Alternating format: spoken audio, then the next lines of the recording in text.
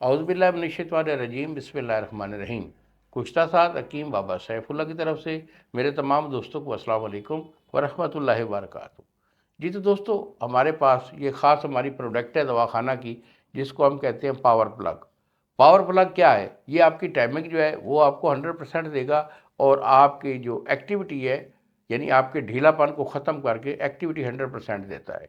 जिन लोगों के अंदर ढीलापन होता है उम्र के लिहाज से या नौजवानी की गलत कार्यों की वजह से, उसके लिए ये बेहतरीन टॉनिक है।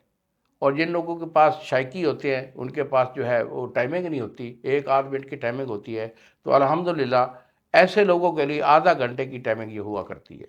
तो बेटा ये हम पावर प्लग है, ये आपके सामने है। तो ये पावर प्लग कैप्सूल अगर ये आपको चाहिए हो, 30 कैप्सूल की जो पैकिंग होती है, तो आप मंगवा सकते हैं। यही दो नंबर हैं जो सामने स्क्रीन पर आ रहे हैं, मुझे फ़ोन कॉल करें, पावर प्लग कह के तलब करें। दवाई मैं आपको TCS के थ्रू 2 दिन के अंदर डिलीवर करूँगा। इन्हीं अल्फाज के साथ इजाज़त दीजिए बाबा जी को। अस्सलाम वालेकुम व रहमतुल्लाहि व बरकातहू।